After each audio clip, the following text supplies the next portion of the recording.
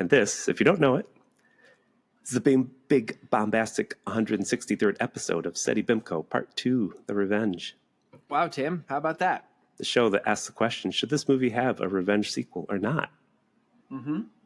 And you wanted to watch, I'm so excited, starring Pedro Pascal, the Fantastic Four. You want to watch the Fantastic Four? No, did you watch the wrong one? The one starring Jessica Alba? You want to watch that one? No, Tim, did you watch the wrong one? The one starring Michael P. Jordan in 2015? I forgot about that one. Oh, Tim, wow, there's been a lot of Fantastic Four movies. And at least one of those had a sequel. But no, Tim, no to all of those. We're watching 1994's Unreleased, often referred to as the Roger Corman's Fantastic Four. Luckily, I watched that too. Yeah, second week of Superhero Month, where we're going to watch superhero movies that just not good on us. And we always start with an age-old question about revenge, George. What is it this time, Tim?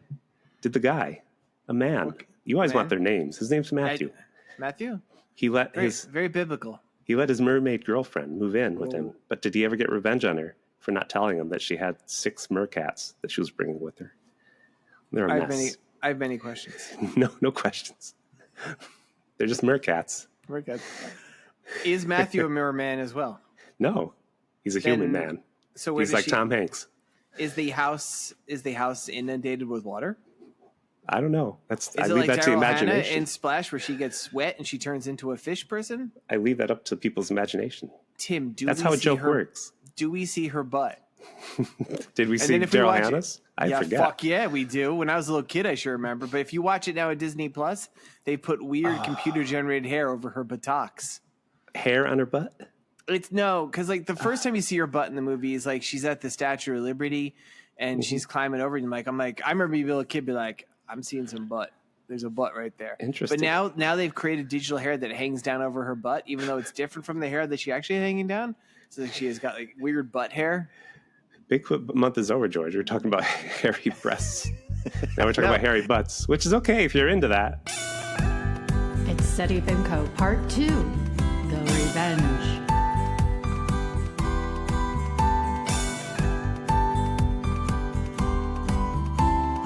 Seddy Bimco, Part 2. All right. My co-host is Tim Hamilton. He is a New Yorker cartoonist and just general cartoonist. I'm George O'Connor. I'm also a cartoonist. So these two people, we draw gods, comic books, and we've decided what better way to celebrate our meager talents than by doing a audio only podcast. Yeah, and we'll never talk about John Tyler, the 10th president of the United States. This is a joke that Tim thinks is funny. I didn't say it's a joke. I'm just doing it. The thing that really sucks is that you had such a perfect out to stop doing this fucking turd of a recurring bit when 3 or 4 weeks ago his grandson died. That would have been perfect. We could have put this thing to bed and we never, but no, you still, you're doggedly sticking with this. Playing the long game. No, the perfect ending was handed to you. And you're like, nope. I'm being punished. I had a cold if my voice sounds bad, so I'm being punished for that. Yeah, Tim, how did you get that cold? I don't know. I woke up with a sore You told throat. me that you woke up on the floor of a bathroom. Yes, a public I did. restroom, yeah. And there was wetness all about you. You weren't sure what the wetness came from. It might have been generated by you, might have been generated by other people, might have been generated by a hot wave hitting a cold front or something. Who knows? And you know what? No. We talked about Highlight Magazine last week and Gallant and Goofus. And the Gallant and Goofus I remember the most is Goofus, when he has a cold, he leaves tissues all over the place, and Gallant puts them in the garbage. And my house is a total Goofus house right now. It's like piles of tissues everywhere, like a mummy. I remember the Goofus and Gallant where when Gallant has to use the bathroom, he washes his hands after. Uh-oh. And when Goofus has to use the bathroom, he just shits himself. That's not good. We're a good podcast. He gets pink eye? No, because he's only a drawing. He doesn't. Yeah, he's okay. You'll never see a witch or Santa Claus in Highlights Magazine because they like to include everybody. They don't want to make witches seem bad, or if you don't believe in Santa Claus, they don't want to put it in there. So instead of highlights, they should be called midtones. Yep. Yeah, it's trying to be for everybody. Trying to be for everybody. Yep. Boom. That's my news. You know what's not for everybody, Tim? Seddy Bimco. It's not. No. Just America's for people. foremost revenge-themed podcast. We have upwards of 3 listeners. We have lots. Some people in Japan have been listening. Who's in Japan listening? Send us a letter. I'm worried about that. You're worried about that? Yeah. I feel like every time a new country listens to us, like that's basically another country I will never be invited to speak in. I wouldn't think so. In my career, for those of you who don't know, I get invited to foreign countries and I get to make travels. There's a few juggling up in the air right now. It's very exciting. But I feel like if anybody, like Japan is currently not one of the ones asking for me to come visit, but I feel like they definitely won't if they hear this. Have you been there? No, I've never been. I was only asked to tour the United States. So. Yep. And when you were touring the United States, didn't you get a text? That joke is over. That joke's over. That's a good joke. Oh, this movie, The Fantastic Four, it came out 16 years after Star Wars? Maybe 17. In the 90s? Do you count the year that Star Wars came out? I'm always confused about that. I'm confused when the year this movie came out. 96, I thought. That's what I read. But it was you read made 96. Earlier? I thought that's what I read. Every place I've read says it came out in 94. It was filmed in but it was filmed in 93. And when I'm watching the credits, because I thought this was a Marvel movie, there'd be maybe after credit sequence. Oh, God. I thought there wasn't, spoilers, but there was supposed to be. I learned from reading the AV article. I'll talk about that shortly. Ooh. Are we talking about the movie now? I guess we could. Should I play some music? Let's play it. Okay.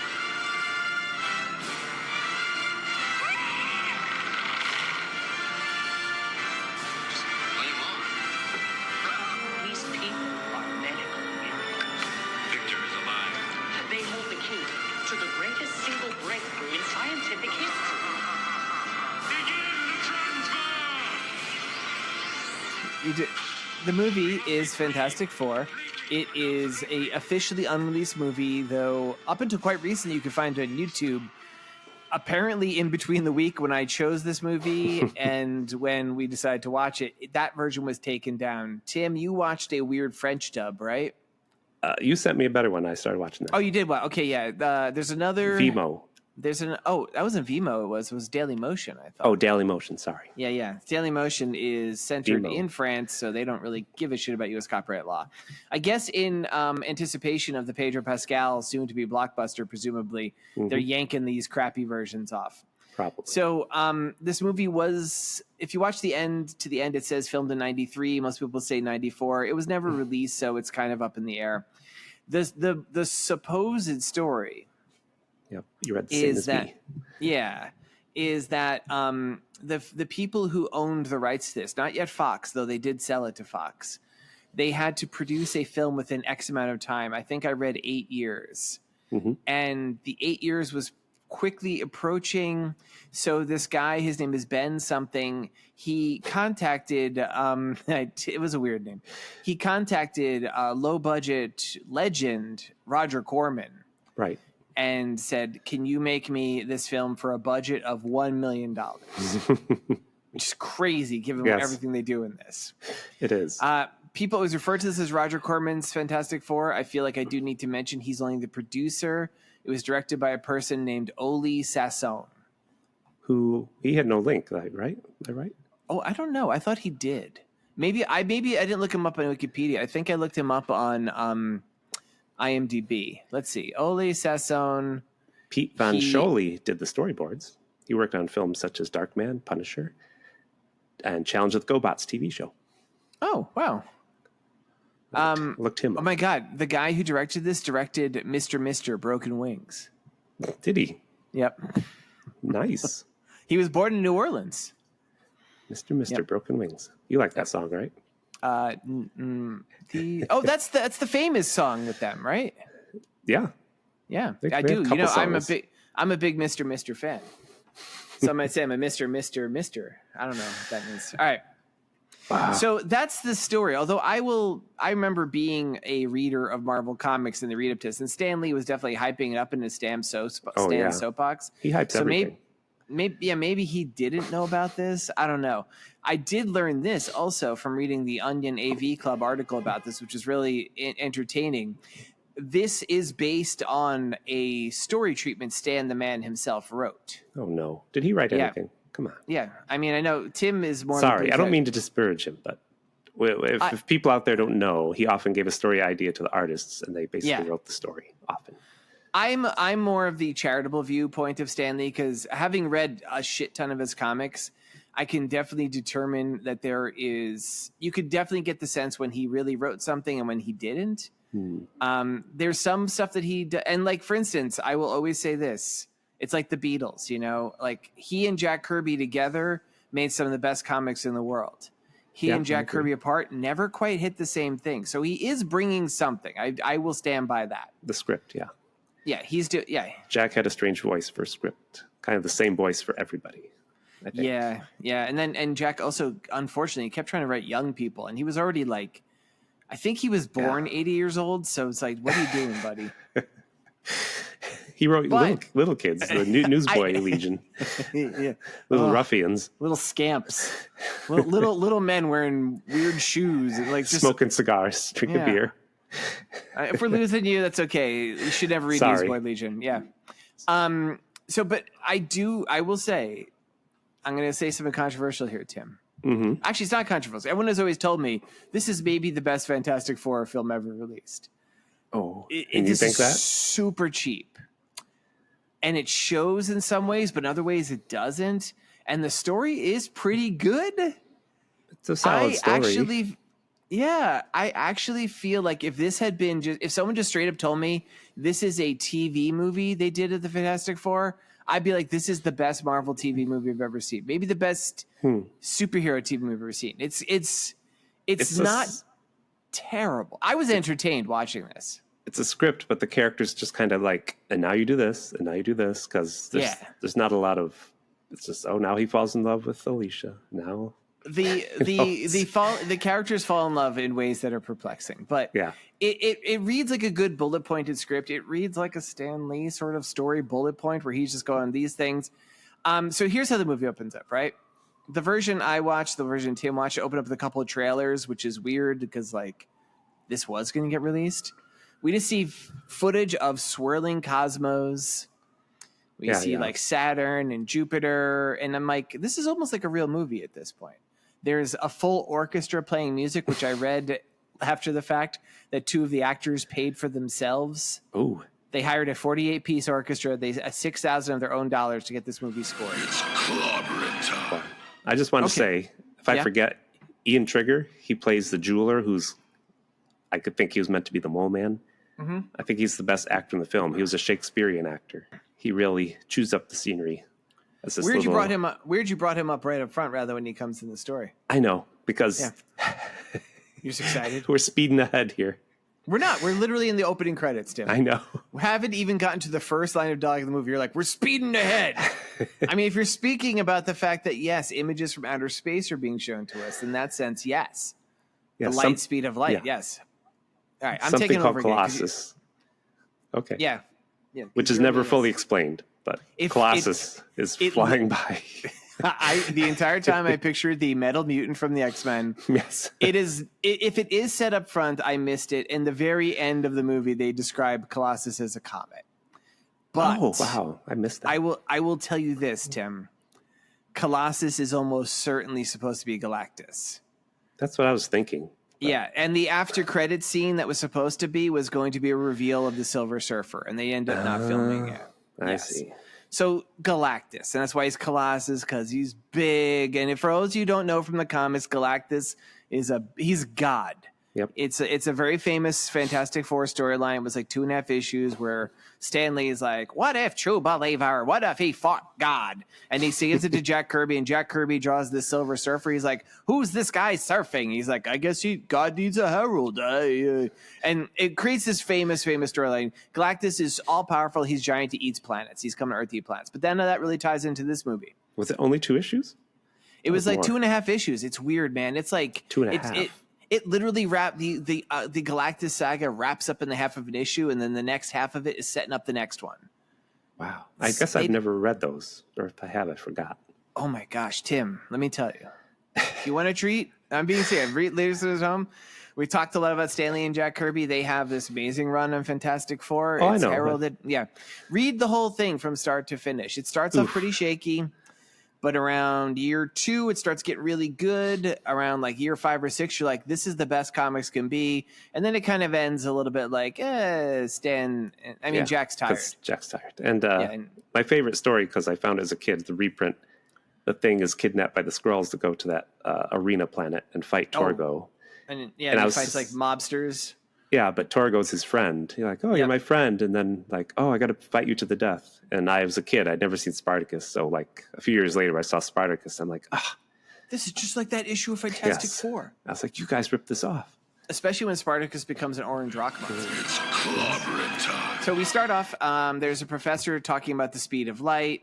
And he's like just saying what it is in miles and kilometers. And there's this like little nerd in the audience. It's Reed Richards. Who knows it better? He's just saying it. Reed Richards does not have his gray temples yet. Nope. Yep. And then there's a guy next to him, big muscular guy. He's like, yeah, you show off, you stupid show off. That's Ben Grimm. And the guy says, yeah. I just wonder why Ben Grimm is in that class with him, because in the comics, Ben Grimm is a pilot, not a scientist. Tim, this is where you're wrong. They were roommates in college. Yeah, they were, but that doesn't mean they took the same classes. Did your roommate go to your same classes with you? I made him. Yes.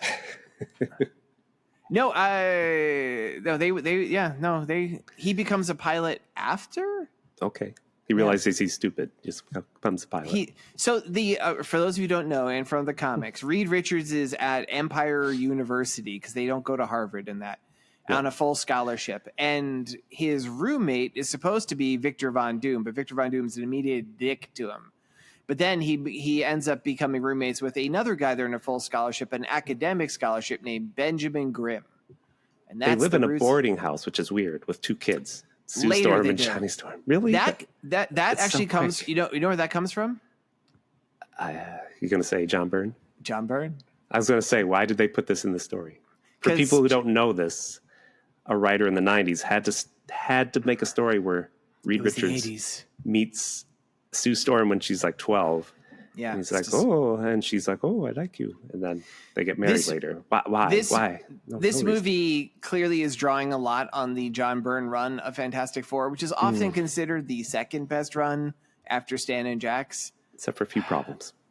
And one of the problems, and it's not an isolated problem, because there's a few other times in his storied career, Byrne does kind of icky, weird kid stuff like that. There's weird, icky sexual stuff, and like knowing that Reed Richards was a college student, maybe a grad school student, and he was living in the same house as his future wife, who's like an 11-year-old girl. Mm-hmm. I don't know. Yeah, not needed. It's not needed, but we have this. Yeah. So we do learn in rapid order while they're in this classroom, a guy passes a note with a picture of a spaceship to Reed. This is Victor. We don't hear his last name. No. Victor is super smart. He and Reed are working on some secret project.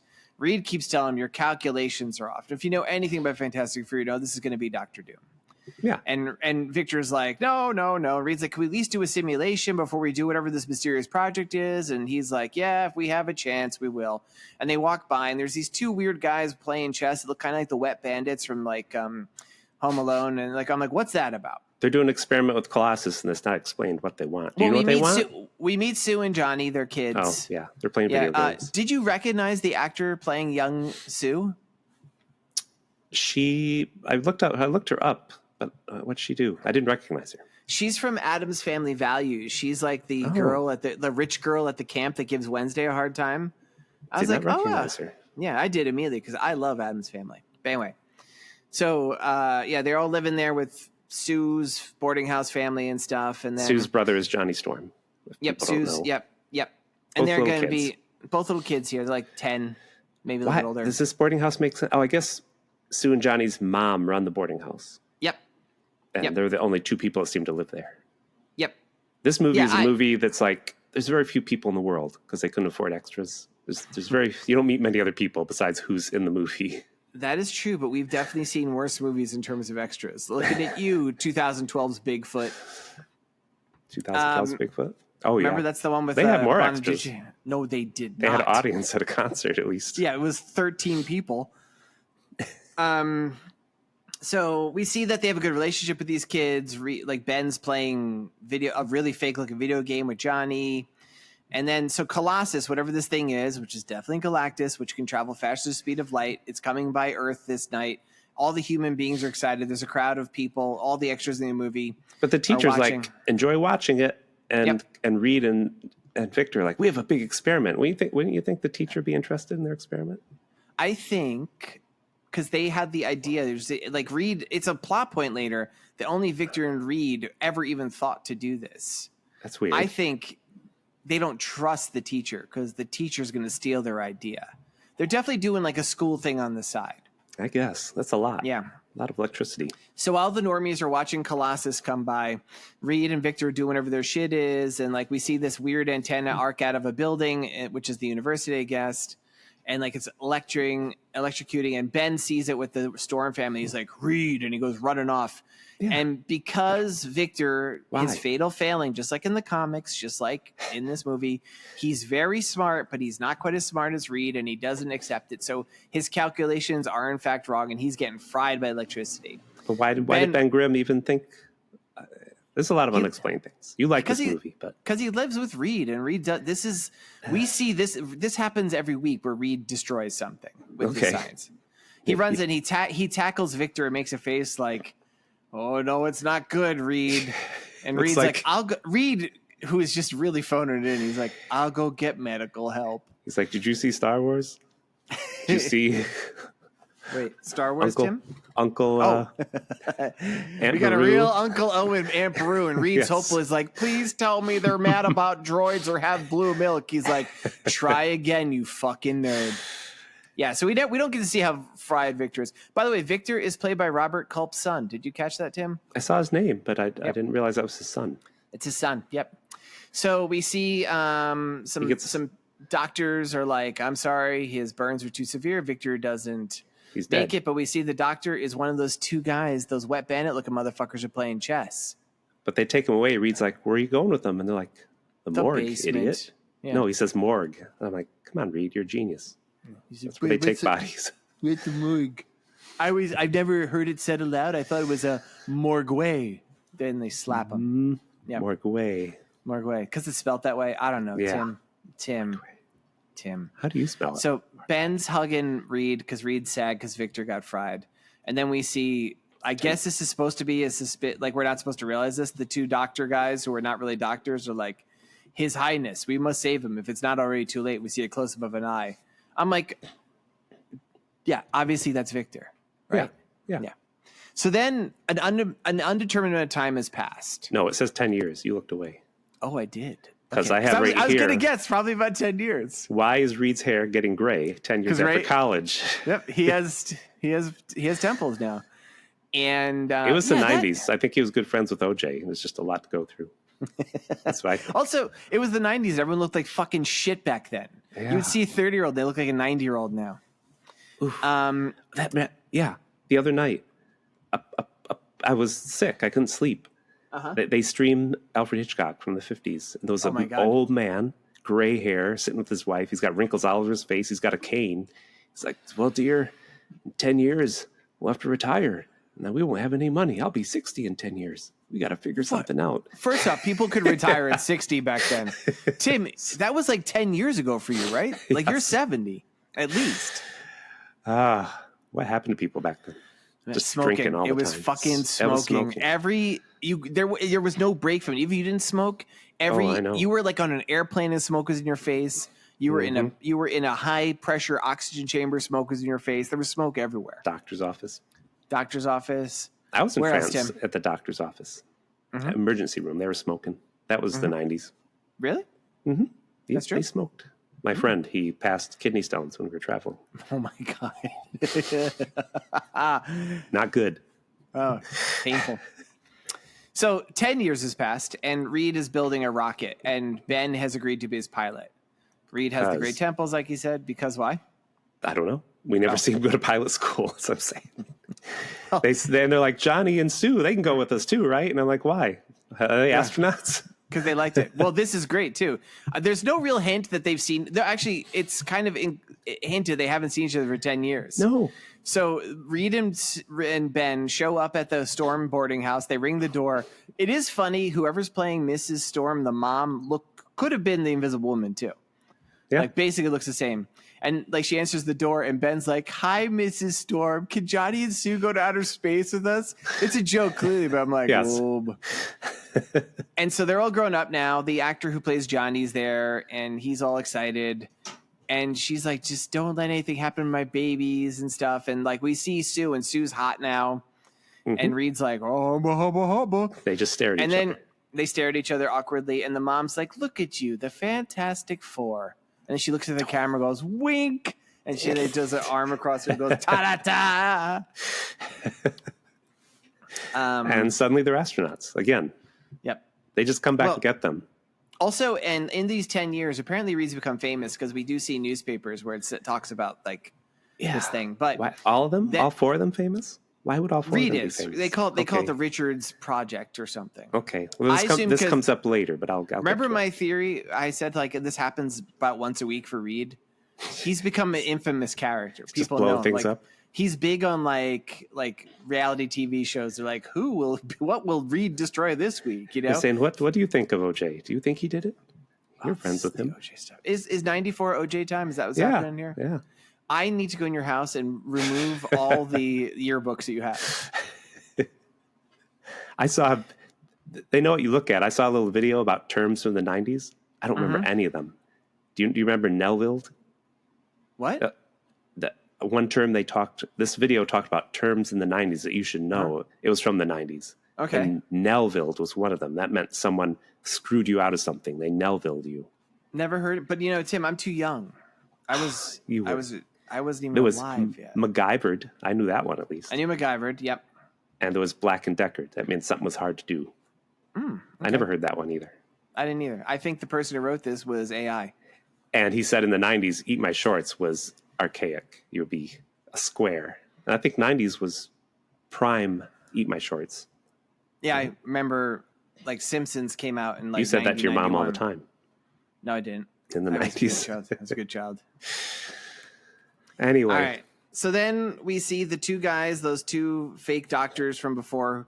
They're talking with their mysterious boss about stealing a diamond. And then we see this character who I, at this point, straight up thought was the mole man, but is the one Tim mentioned up front, is the jeweler. And he's like, "I'm going to steal this diamond." And then Ben and Reed are also at the same. In case people don't know this, if they've never read the comics, the mole man was the first villain the Fantastic Four encountered. And if you watch The Incredibles, there's a homage at the end of The Incredibles. He's the underminer in that. Yeah. He lived it's a very famous. He was a subterranean guy who lived in the land of like underground. He had these weird mole creatures that were with him, and he controlled monsters. I think he was blind. I guess he's not blind. But he's very nearsighted. Yeah, I think they actually defeat him in that first one because there's the Hall of Crystals, and it's too bright for him. Yeah, like Johnny steals his glasses. He says, "Bright lights, bright lights, bright lights," and then he goes and eats after midnight. And brother, that just starts some shit. But I guess they changed him to the jeweler here because it's kind of clever. Because A, couldn't afford all the monsters, and B, they actually make him a little bit more directly involved in the plot because it turns out this diamond that both Doom and Mole Man are going to steal is this diamond that is going to serve as some sort of installation for it's specifically installation for the rocket ship that Reed is making. Because it turns out this bank they're all casing is Reed and Ben accepting this diamond. Also in this bank, Ben knocks over a blind woman carrying a statue, breaks it. That is him meeting Alicia Masters. Yeah, he picks her up and manhandles her. He's like, "Calm down, you dumb blind lady." He's not a thing yet, but he's just a muscular man. And she feels his face, and she's like, "Oh." And I'm like, I don't know what that's supposed to mean. Yeah, she was making too many noises. Yeah, little orgasmic. Yeah, I was confused by that. He breaks her statue too. I'm like, damn. He's like, "Oh, Reed, I'm in love with her." And Reed's like, "Oh, you're in love with her." And he's like, "At least I'm not in love with a 10-year-old. No, she's 20 now. We hope she's 20. It's clobbering time. So Mole Man has this accomplice who looks like Abe Lincoln, and he sends him in to steal stuff. The diamond is so big. Yeah, I thought it was going to be a helmet. It's like a helmet, but nobody wore it. You thought it looked like a helmet. It looked like a cluster of crystals. I thought it was hollow on the inside. That's what I thought. Okay. I don't know why. I think everything's hollow on the inside. Donuts. That's true. People's heads. Yep. You're always trying to like drill holes in producer Mrs. Lee's skull. You're like, let me see the air inside. She's like, Tim, no, I'll die. So he's like Tom Cruise. There's lasers on the floor, and he drops in, and then Who's he gets Tim? Who's he with your reckless use of pronouns? Tom Cruise? No. I'm going to call him Mole Man. The jeweler. Mole Man. Yeah. He's like Tom Cruise dropping in. There's lasers on the floor. There's little lasers crisscrossing the floor with the diamonds in the middle, and they play silly music, and he moves in fast motion, and it's very funny. And then the jeweler is like Indiana Jones, and he takes it off and puts a bag of sand there. Yep. Takes it. And the bag of sand is actually a diamond that looks exactly like the other one. Yes. And he steals the diamond because we learned, he's the jeweler, he's obsessed with jewels. He also has been watching Alicia Masters sculpting, and he's decided he's in love with her. She will be his queen. Yep. Yeah, she'll be his queen. And we see a newspaper. It says Richard shuttle to launch today. The FF is there, but they're not the FF yet, but they are because the mom said they're in these cheap suits. Did you see the comics in that newspaper? Did you see No, any? was it Lockhorns? No, I was hoping there was Boner's Arc, but I didn't see it either. Sidebar, Tim, I was listening. Have you ever heard of the podcast Blank Check? No. It's a movie podcast. It's kind of like ours, but they talk about good movies. And it's Griffin Dunn and I forgot this other. Yeah.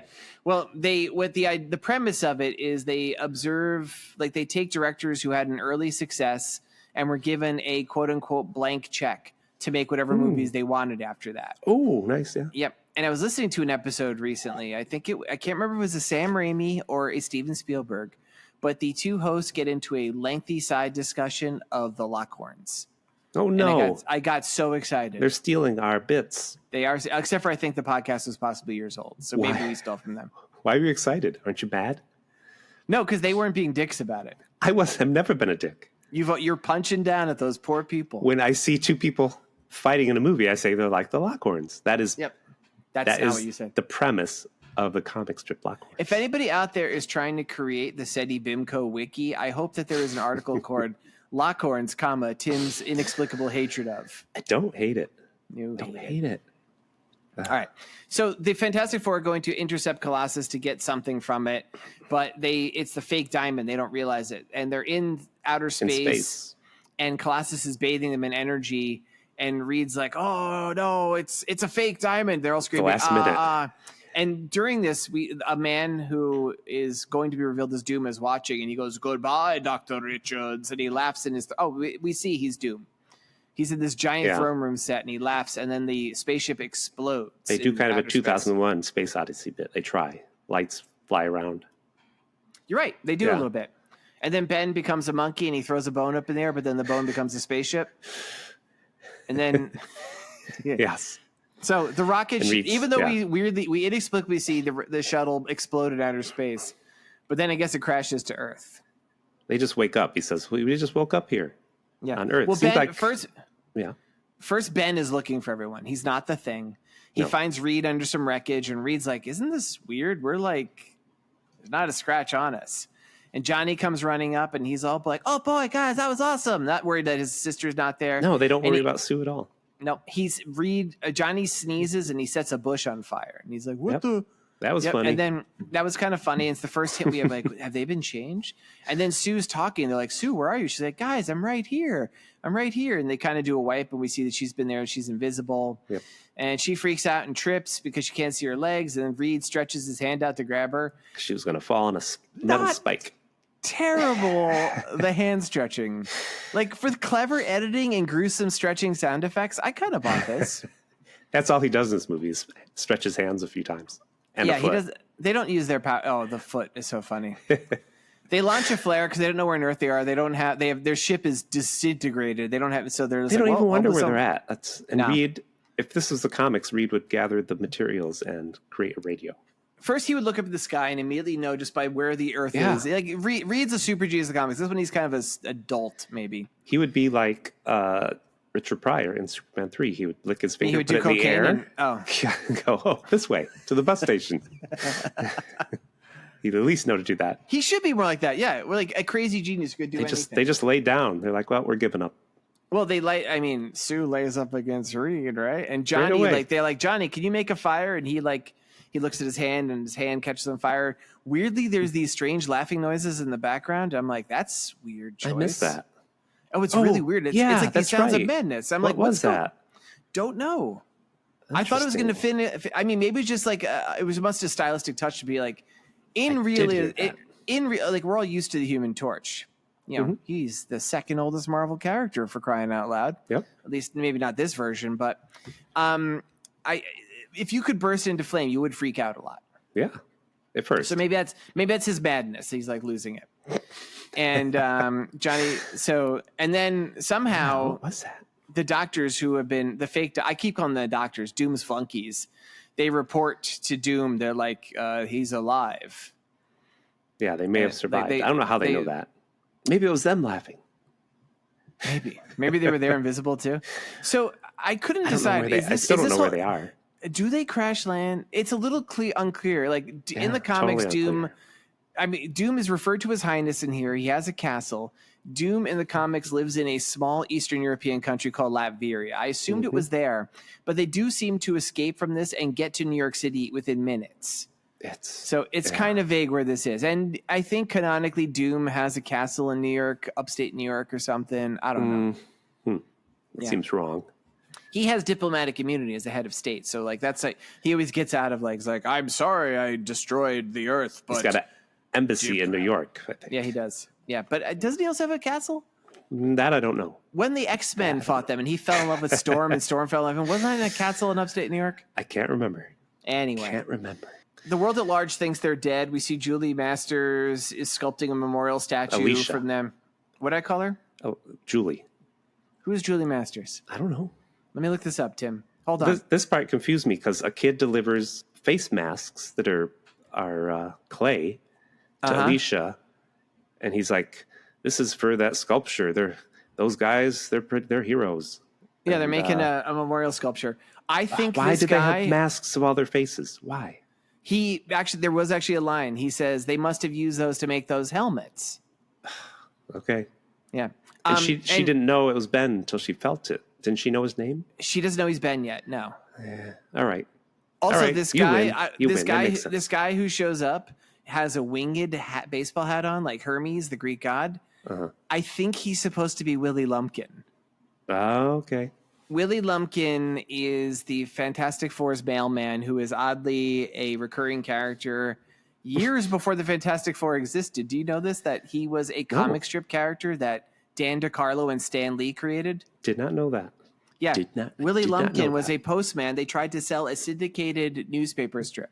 They made a bunch I of heard strips. that once. Yeah. Anyway, that's somehow she realizes when she touches the mask that that's the guy. Is that when she does it? No. She's like, "Oh no, Ben! Ben, she cries. That's your face." Yeah.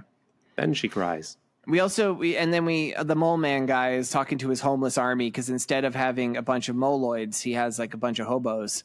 And he's like, he goes, "You have to go get my queen. My diamond is a gift for her." So let's see. Then in the field that the Fantastic Four has been cooling their heels in for days, apparently, because they're idiots. A U.S. Army finds them and like, boy, we sure are glad to see you. Then all of a sudden they point their guns at him because Ben has finally transformed into the thing. And I will say, not a bad Thing costume. That was a stuntman that was in the costume. I don't know if you read that. Yep, different actor. But for a movie that had a budget of $1 million, this is, and it's a cheap movie. Like you could make his lips move. You could make an argument, and I would actually sign on to this argument. This is a better looking Thing than we got in those two Fox movies. You think so? Yes, I can't remember. The ones where the commish played Ben Grimm. Did I even watch that whole movie? I don't think so. I never made it through. There was two of them. I never made it through either. Oof. Yeah, They were stinky movies. Did you watch the one that's the newest one, 2015? No. Wow. I watched maybe part of it. I feel like I maybe watched the end credits of that. Why you watch the credits? I wanted to see Doom. Not the credits, the end scene. I watched like the third act. Is he in the whole movie? I think, okay, so let me just go off of that fucking movie for a second, right? On paper, the idea of doing the Fantastic Four as body horror is maybe interesting, right? But there was some do you know in this fucking movie that Sue isn't even part of the team that goes on the churn? Instead of going to space, they go to the negative zone. And the Gotcha. 4 astronauts are Doom, Reed, Johnny, and Ben. Like, they left the girl at home. I'm like, what sort of early 60s? Even Stan Lee and Jack Kirby had her be part of the team right off the bat. Yeah. She gets her powers because something goes wrong at the last second. Like, it's just, that movie was ugly. The reason why Ben Grimm says it's clobbering time in that movie is because that's what his older brother would say when you'd beat him. Nice. Like, I'm not kidding. And we're not talking like a funny, like, little brother, like, give him noogies. Like, his older brother is like an abusive shit. He was mentally scarred by it. Yeah. That's what you're saying. Yeah. It's clobbering time. So when he snaps in, is going to go beat people, he goes, it's clobbering time, which, by the way, is 3 at clobbering times in this movie. It just, does Johnny Storm say flame on because his older brother, that's what he said when he'd light matches and When stick he and set him burn on his fire. brother. Yep. Yeah. Got it. Yeah, he says clobbering times. It's too many times in this movie. Yeah, you save that for once. Abuses it. Maybe he leans into it too hard. It's like there's a pause in the script. So then we have a kind of funny montage thing. Funny? Where, I thought this was pretty funny. You're nice to this movie. What's the U.S. Army? I guess it's not the U.S. Army. They pretend to be the U.S. Army. Took me a while to figure that out. So we see a doctor named Dr. Hopman is investigating them. Hoffman. And first he's like, I have to take a blood sample from you, Ben Grimm, who's like upset they turned into a horrible thing. He's like, but I don't know how. And Ben sits down and breaks a chair. Then he's investigating the same thing with Johnny. Just like those guys in the museum, George. This is in the news. Some ugly American sat in a Van Gogh chair in a museum and busted it. God damn it. Are you kidding me? Nope. You can look it up, people. Anyway. So so Johnny's getting tested next by the doctor.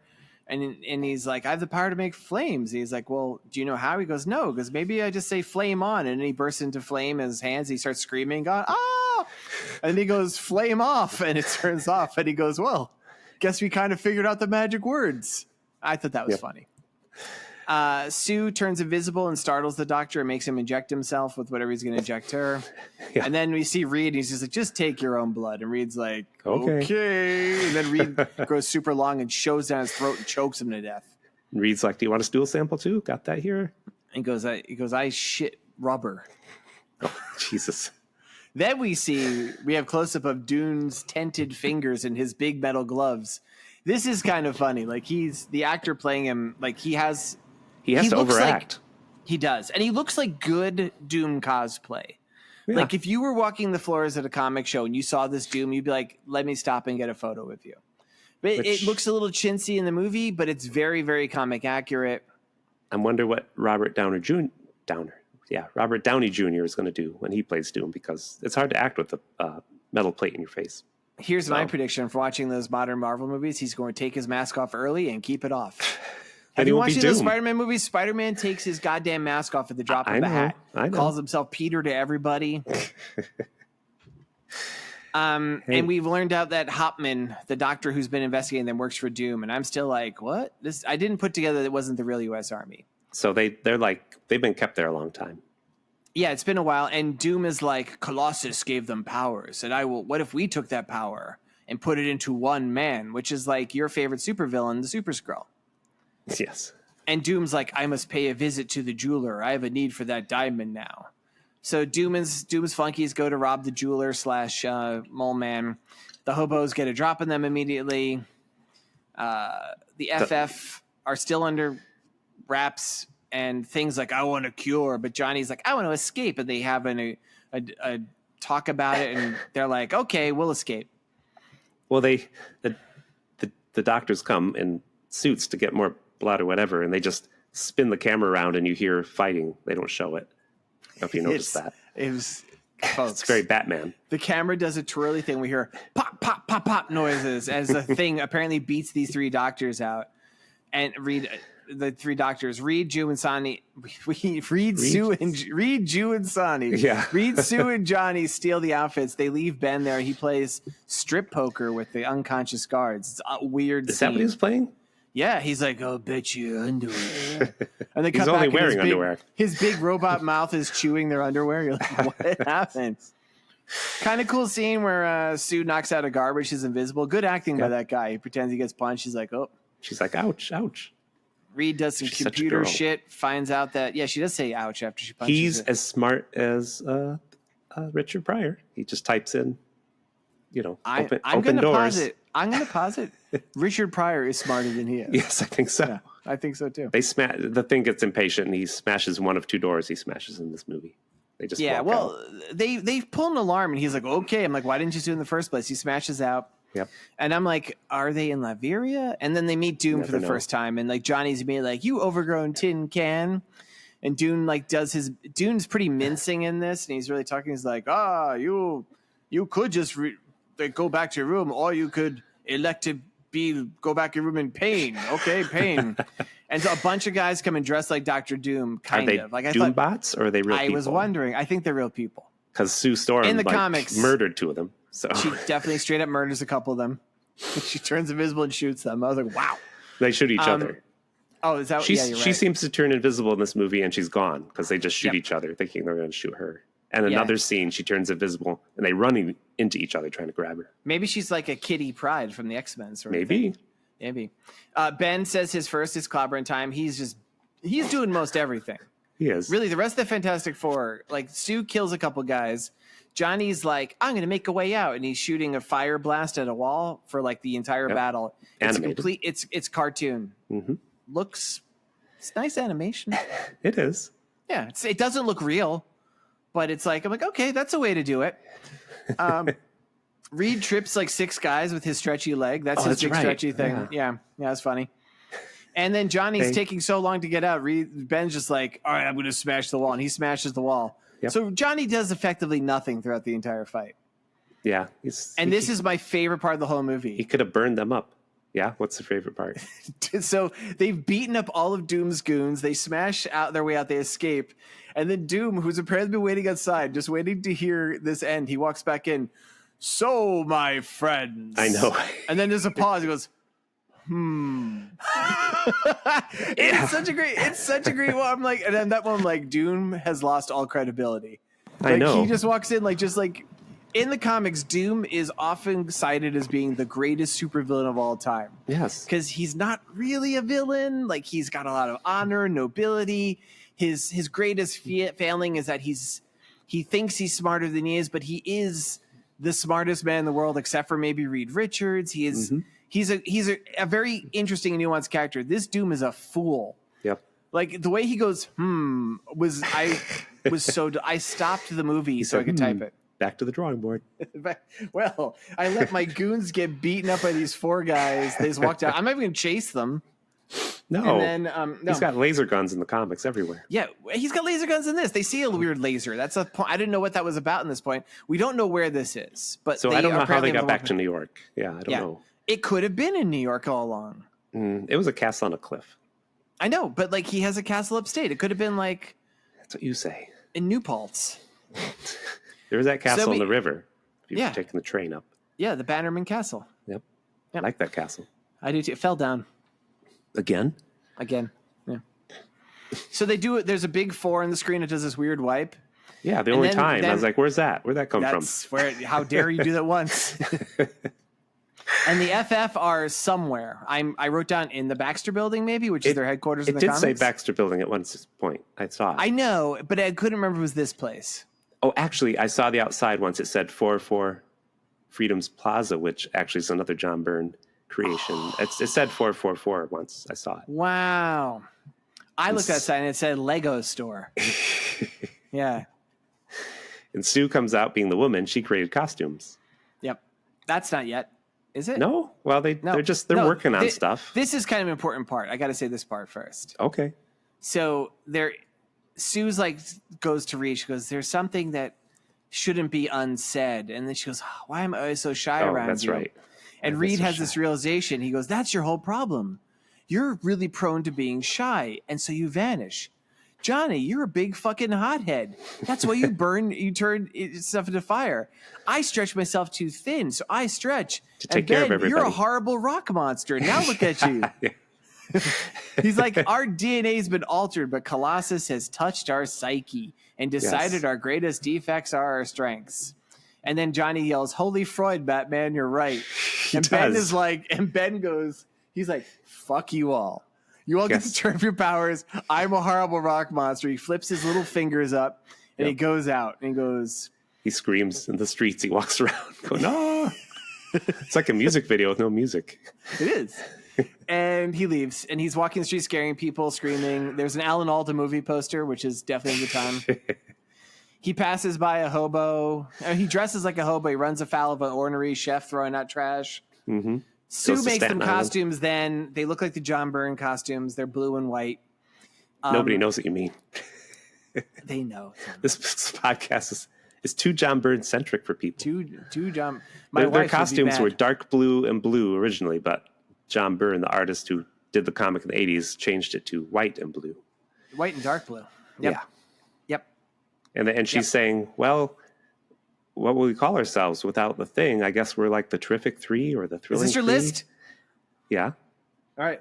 Let's hear it, Tim. Because they want to be called the Fantastic Four. Mm-hmm. I have a list of other famous foursomes. This has been a long time. Yeah. This is the longest we've gone into an episode with no lists. I know. It was I delightful. thought you'd have some. Delightful. That's what people come here for. No, nobody comes here. Other famous foursomes, George. All right. Yeah, the Beatles. The four Marx Brothers before Zeppo quit. Mm-hmm. Okay. Old reference. Tim The is four Horsemen of the Apocalypse before Eric Trump joined them because he's old. known What is as he? pestiness. Pestiness? Yes. He's not flatulence? You can be whatever you want. The Golden Girls until that last season when they adopted a young 70-year-old Aunt Beauregard to add some young blood to the show. Okay. You know, speaking of older people looking old, the Golden Girls are like in their 40s I know. when that show opens. Like Blanche is younger than you and I. And lastly, that famous band, Foreigner.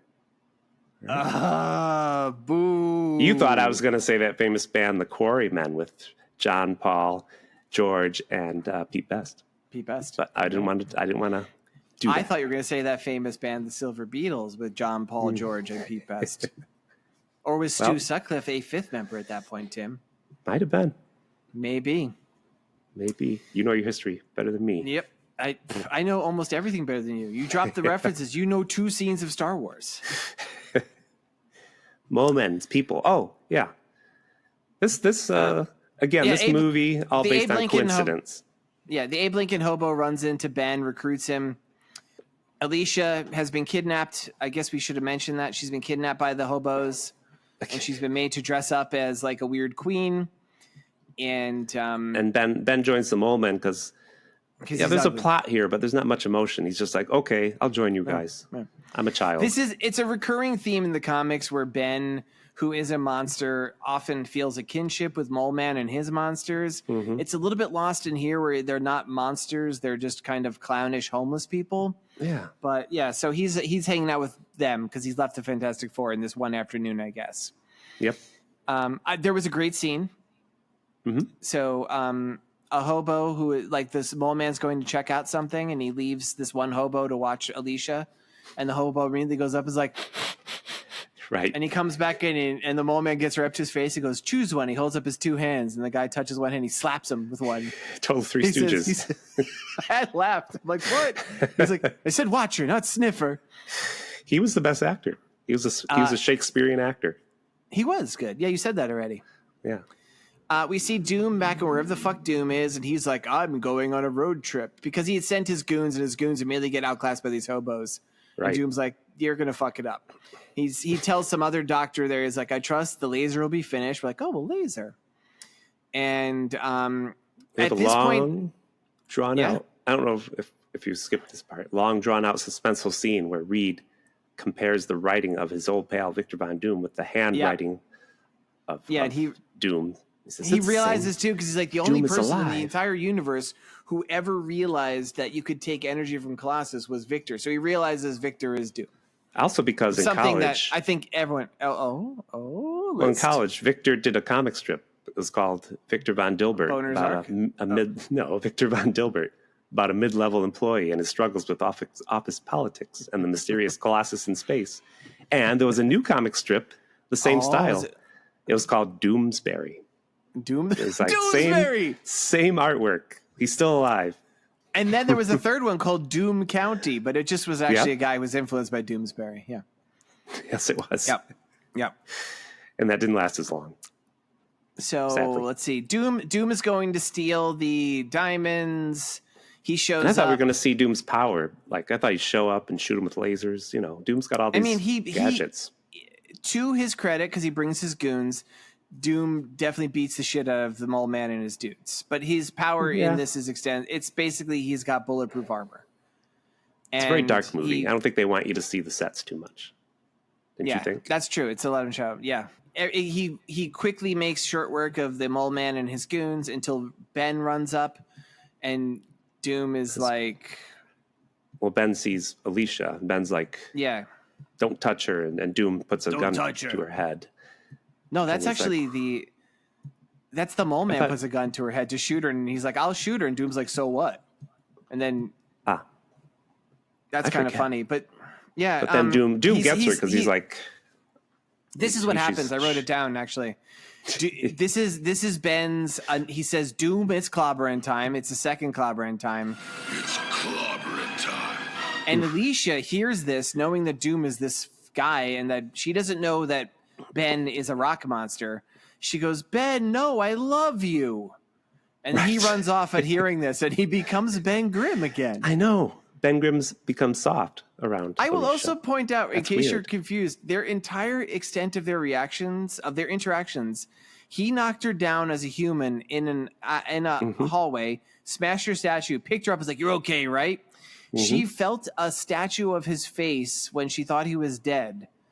And now he yells, it's clobbering time. His voice sounds very different as Ben Grimm because he's a rock monster now. And she says, no, Ben, I love you. Well, when they filmed that scene, he kept saying, I love you too. And it didn't work. It didn't work. It didn't work. And then he just said, I know. And he ran out screaming. Yeah. And then he gets frozen in carbonite. Or as you would say, Corbin, what'd you say? Corbinite maneuver. Yeah. It was a Star Trek episode. You said bowel maneuver? Let's see. So then he runs off. He yells, and then he becomes the Thing again. So he's Ben Grimm for like a second. Yeah. Nothing comes of it. He screams clobbering time for the 10th time I have written down here. You know how many times he says clobbering time? He abuses it. Really? He says it 3, but you have a list. Like 10 times. Other places Ben says clobbering time. He says it a few hours after eating at Taco Bell. Great minds think alike. Says when he needs his shoes fixed because he can't pronounce cobbling. So when he wants his shoes fixed, he just says clobbering. He can't pronounce it right. Stupid. Love it. And when he eats at a crab shack, it's clawbering time. Break those crab claws apart. And when he plays D&D and he fights one of those crab bears, he says it's claw-bearing time. Yeah. Claw-bearing. Yep. And when he fights old German royalty, it's Klaus Baron time. Oh, yeah. Klaus Baron? Yep. Klaus Baron. It's clobbering time. All right, let's finish this up. Doom calls Reed Doom calls Reed at his headquarters because it turns out he's been watching him the whole time. He reveals, he goes, I have the diamond and a friend of Mr. Grimm. And he goes, by the way, the laser you saw is finished. Let me demonstrate its purpose. And they show stock footage of the atom bomb destroying one of those little cities. I'm like, oh, that's rude. And he goes, you have 12 hours to surrender yourself to me or I wipe out New York City. Ah. And then in the weirdest, weird little voice, he goes, have a nice night. I'm like, again, Doom is great in this. He's not a good Doom, but he's a delightful villain. Yeah. Yes. So the Fantastic Four, because Ben runs back in. They're like, by the way, Ben, did you know that he was Victor from college? He's like, no way. He goes, I have my reasons to help. He stole the woman I love, who I've been in the presence of for about 2 minutes, let's say. Yes. They get to Latveria or upstate New York, wherever the fuck his castle is. Well, they fly their ship, which we don't get a good look at. It's just zoom. No, that's very good. The Fantastic Car. They walk inside the castle. Fantastic Car. In the comics, it's like a flying bathtub. In this, I don't remember. It's my least favorite ship that Jack Kirby designed. A flying bathtub. It makes no sense to me. It breaks into chunks, doesn't it? Is that part of it? I hate it. Don't like it. I hate it. You hate it.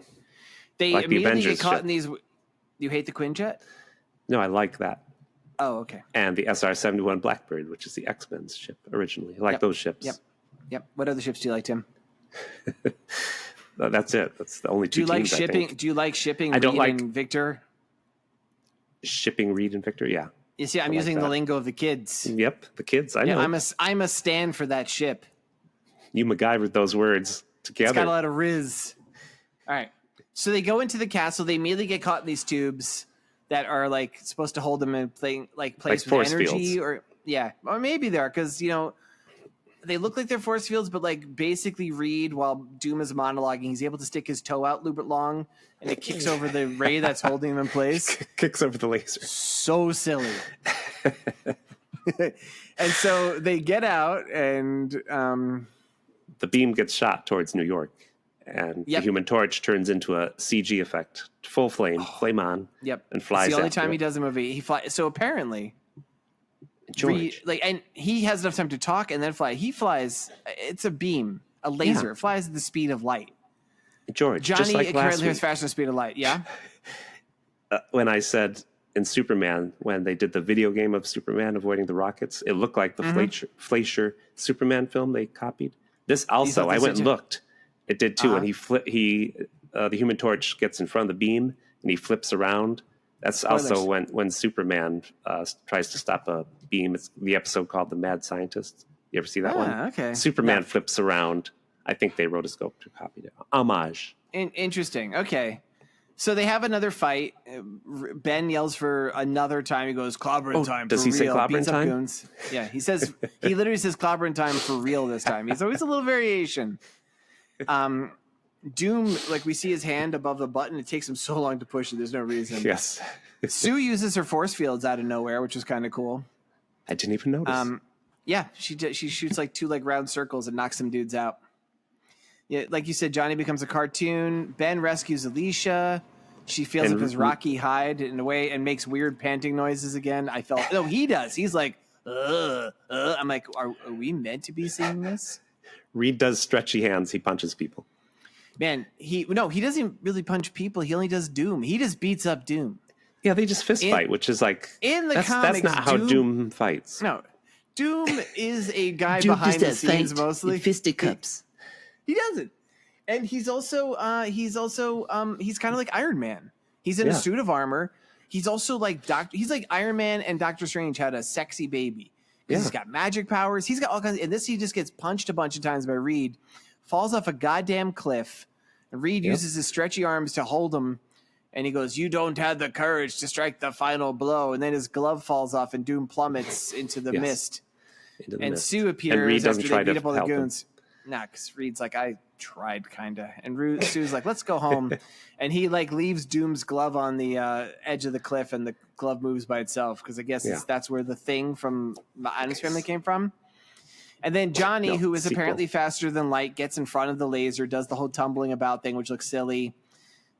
Uses his fire to deflect the laser back to wherever the fuck this came from, and it blows up.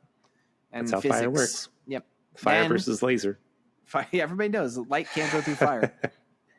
You need to get a mirror. Then the movie cuts to the wedding of Reed and Sue. Sue's wearing a very lovely dress. Reed's wearing his goofy fucking Fantastic Four uniform because he's a disgrace to humanity. Not And even a tie. he gets into a limo. He says to Johnny and Ben, he's like, "You guys keep a good eye on the universe while we're gone." Like, "We'll try not to get in trouble while you're gone, Stretcho." He gets in the limo, and a big, stupid fake hand pops out the top and waves goodbye. The One end. big jazz hand. Big jazz hand. And goes, ta-da. All right. So Hey, I did not like this. I can't believe you feel it's one of the best as you heard, because of Doom. Doom was No, so there was silly at the end. I think, I will stand by, this is not a good movie by any stretch of imagination. But, when I first started guesting on this show, we would watch Marvel TV movies. Mm-hmm. If this was like a Marvel TV movie, I'd be like, this is fucking awesome. Yeah. Like, it's just like the expectations as a feature film. No, this is not good. But if this was something that was just aired on TV, I'd be like, this is surprisingly good. Reed and Doom And should have played chess at the end.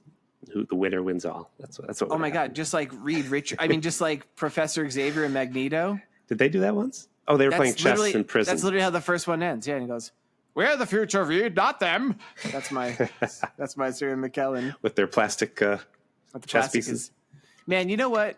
X-Men 2, that scene where Mystique puts the extra metal in that fat guard's butt, and then Magneto goes, "You're different today, Constable. Little iron in your blood." And he pulls the metal out of him and then uses it. That scene is fucking awesome. Yeah. Yeah, we should watch Good X-Men movie. 2 instead. Yeah. Now we have the part of the show where Tim and George talk about how this movie is like Star Wars and Labyrinth. Pretty simple. In this movie, Colossus was the name of the ill-defined entity floating through our solar system. And oddly enough, Colossus was also the code name for Chewbacca's poop That taking a sucks. dump. This is a hard one. This was a Black & Decker episode. Hard, right? To use a 90s term. Yep. Let's see. Yeah. I'm going to Eat my say, shorts, George. You think of a better one. I will. This movie is like 1986's Labyrinth in that it has an inappropriately aged love affair between the two main characters. Reed Richards has gray hair in his temples, and Sue Storm is barely into adulthood. And he knew her when she was a little girl, and that's icky. That's just icky. I don't, Not needed, too. I just not thought of needed. something, though. I just thought of something, Tim. I am 10 years older than my wife. So it is feasible. Had I met her while I was in college, she would have been about younger than 10, and I would have been... But you didn't. But I didn't. And if I did meet her, I wouldn't have married her because that's gross. All right.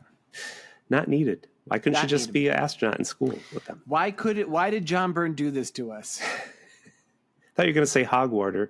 Well, I mean, Hogwarts looked like the jeweler because he did. He did. I was going to do that, but that was just... I think I've done X character looks like Hogwarts so often Yeah. that Come I on. just went to a different pool. I thought of something new. Chewbacca's poop. Yeah, it sucked.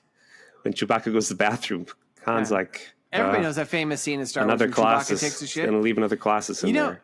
I used to think about this about Star Wars. It's a long time ago in a galaxy far, far away, right? They're not human. Well, Like maybe the movie has been just translated for us watching it. Like they said, like whatever the baseline quote unquote human in there is, whatever weird fucking thing. Maybe they look human, but they don't have anuses or genitalia. we don't know Who that. knows? George. We don't know that. We don't know that. We don't know that. There doesn't seem to be any bathrooms anywhere in Star Wars. So I posit that whatever they are, whatever alien they are, they don't poop. It's funny you bring that up. Because last week or a week before, I told the story where I went to a hardware store. And the guy it's one of those, it's a one-room hardware store. It's Oh, a I remember, mess. yeah, and the man slept on his arm. He's like, I got to go see the Chinese ladies about my arm. Yeah. I'm like, okay, I don't want to know about that. But I had to go weird. back there again. He was Why? there. Tim, you gotta go to different hardware stores. I just needed. I know where you live. There's other hardware stores. I just need a piece of metal sawed. He goes, Yeah. yep, I can do that. And then he goes, just got to wait for my wife to get out of the bathroom. And then there's a pause, and I'm looking around the store, and he goes, hope you're not in a hurry. I'm like, what are you telling me? She's in there. She's got a big log to drop. Wait, And I can't see where there's a bathroom in this place. I want to know why did he do the sawing in the bathroom, or did his wife do the sawing? I think he meant she had to man the cash register. I don't know. It's a little room. Eventually, he gave up and went outside and sawed because the saw was outside. His wife never came out of the bathroom, as far as I know. Here's a Wherever she question, was. Tim, do you think he really has a wife? I don't know.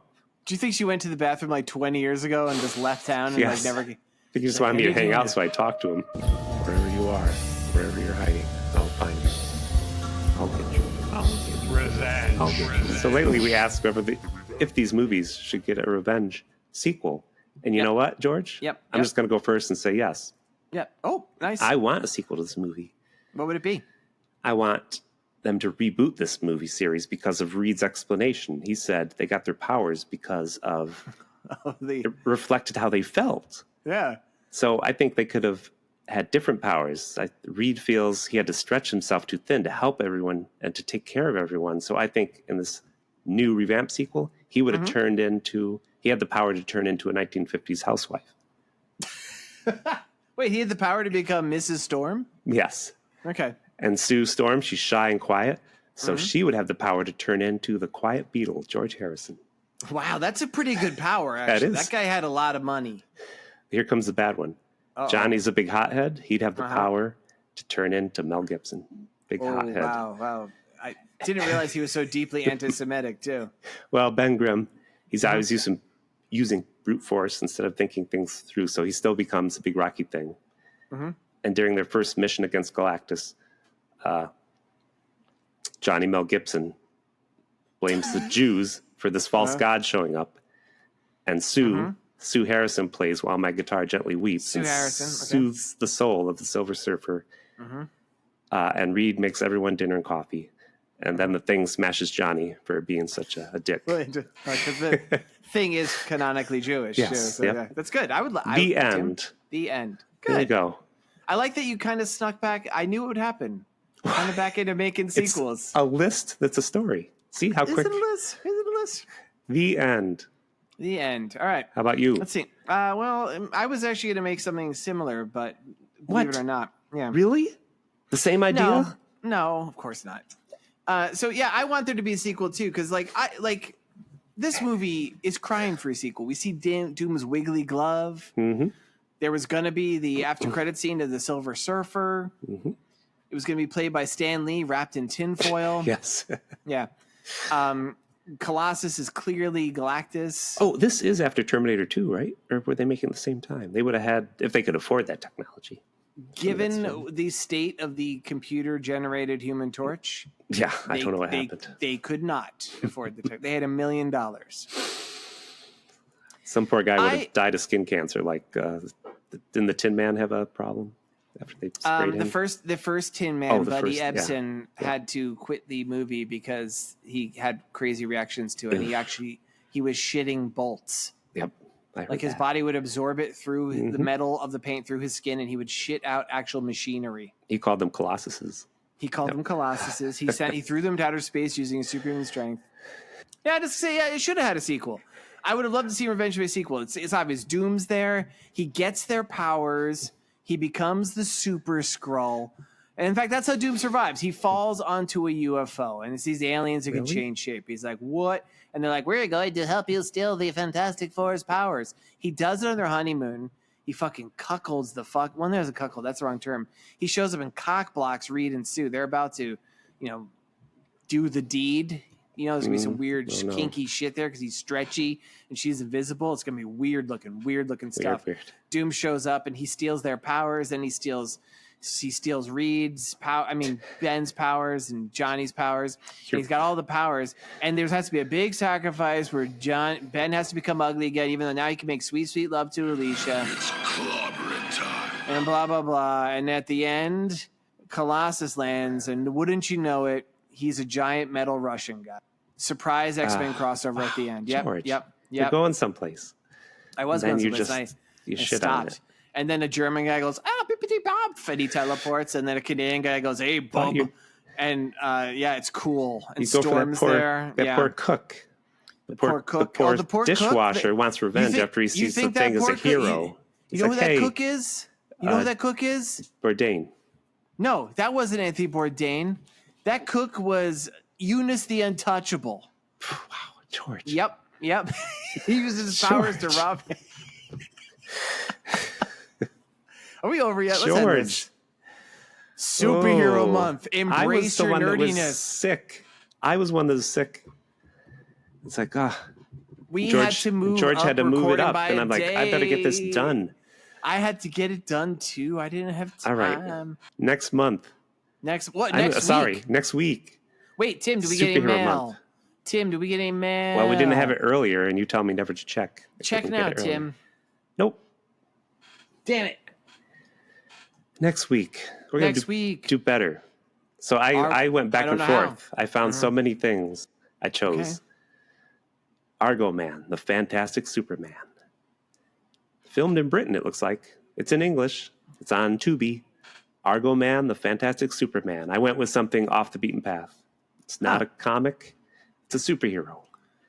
He looks like one of the X-Men. Yep. I think it might be. I didn't read too much. I think it might be Italian, but it's English language. Yep. Italian. Yep. No, it's Italian. Yeah.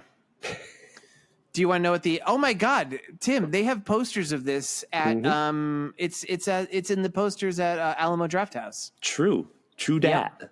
Yeah. Alamo. Draft House. The original name of this is Come rubare la corona. I don't know why I'm doing this in a Spanish accent. Yeah. De Inglaterra, which How to Steal the Crown of England. Gotta go before my voice gives out. Looking That's forward it. to Argo Man, the Fantastic Superman. All right. Be safe. Uomo de Argo. Tell your mom. Il Tell your mom. fantas- Tell your mom to listen to this episode. Tell a no. friend. If one person tells one person, we'll have 5,000 listeners. We'll have 5 listeners. Be safe out there. See us next week. Go your own way. Goodbye. So long. Goodbye. Say goodbye. Bye. Say goodbye.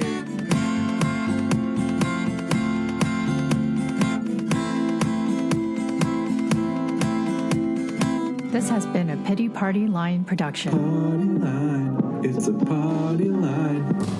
Well, those wet bandits, they're listening to Red Hot Chili Peppers. Because I forgot to put my Anthony Kiedis joke in here. I totally forgot. Yeah. Forget about it. If there were avid listeners to Seddy Bimco, they would know that if there is any hint of an old man dating a young woman, you best believe Tim's gonna come there a roaring with his Anthony Kiedis reference.